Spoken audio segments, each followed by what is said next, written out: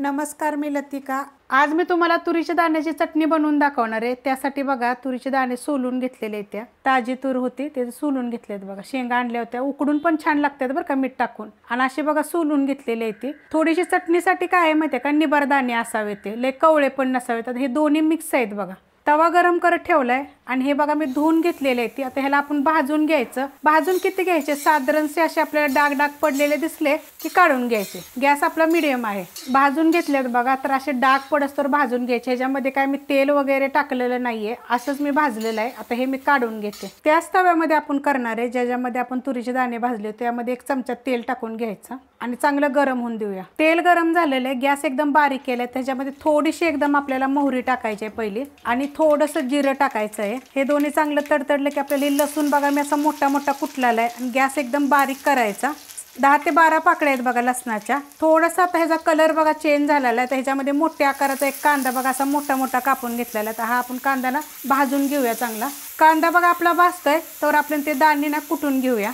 तर हे जे आपले तुरीचे दाणे आहेत ना, तुम्ही खलबत्त्यात जरी कुटले तरी चालतील, नाहीतर मिक्सरला थोडेसे आबडधोबड केले तर चालतील। नाहीतर बघा आता मी या चॉपरमध्ये ना, ज्यामध्ये मी कांदा बारीक केला होता त्यात टाकणार आहे आणि हलकंसं आपल्याला करायचे, जास्त असं त्याचं कूट वगैरे करायचं नाहीये। आता हे मी फिरवून घेणार आहे। तुरीचे दाणे बघा मी फिरवून घेतलेले आहेत। आपल्याला फक्त ते फुटले पाहिजेत, नाहीतर काय करायचं, तुमच्याकडे जर चॉपर नसेल, खलबत्ता नसेल तर काय करायचं, कॉटनचा कपडा घ्यायचा आणि त्याच्यावर कुटायचे वरती कशानं तरी। अशा पद्धतीत कुटले जातात बघा। कांदा बघा अशा पद्धतीत भाजून घ्यायचा बघा, असा भाजला पाहिजे। आणि ह्याचं तेल बघा मी थोडंसं टाकलेलं, त्यामुळे ना जास्त नाही तेल टाकायचं। तर ह्याच्यामध्ये ना 2 हिरव्या मिरच्या बघा अशा कापून घेतल्यात, कुटून घेतल्या तरी चालेल। आता हे पण 1 मिनिटभर ह्याच्यावर परतून द्यायचं। गॅस बारीकच आहे बघा। मिरची बघा भाजलेली आहे आणि एकदम पातळ कापलेली आहे। जास्त आपल्याला मोठी मोठी अशी कापायची नाही, एकदम पातळ कापा, नाही तर कुटून टाकली तरी चालेल आणि 1 टाकली तरी चालेल। आता ह्याच्यामध्ये बघा मी हिंग पावडर टाकते 2 चिमूट आणि एकदम थोडीशी आपल्याला हळद टाकायची आहे। ती पण ह्याच्यामध्ये लगेच मिक्स करून घ्यायची।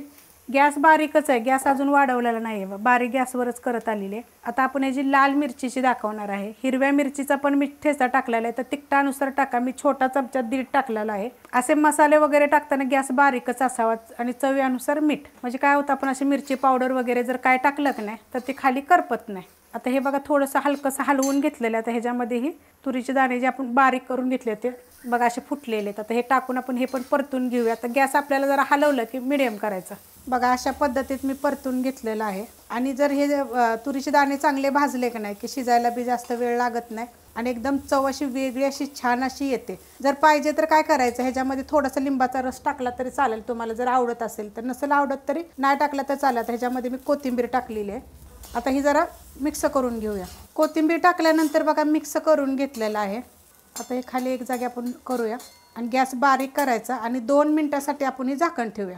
2 मिनिटं होऊन गेल्यात बघा। बारीक गॅसवर झाकण ठेवलं होतं बघा, किती मस्त झालेलं आहे। तर मिठामुळं काय होतं, वलसरपणा येतो। आपण कोथिंबीर पण टाकली होती त्याच्यामध्ये, तर अशा पद्धतीनं होतं बघा। करून बघा। ज्वारीची भाकरी, बाजरीच्या भाकरीवर तुम्ही भातावर तोंडी लावू शकता।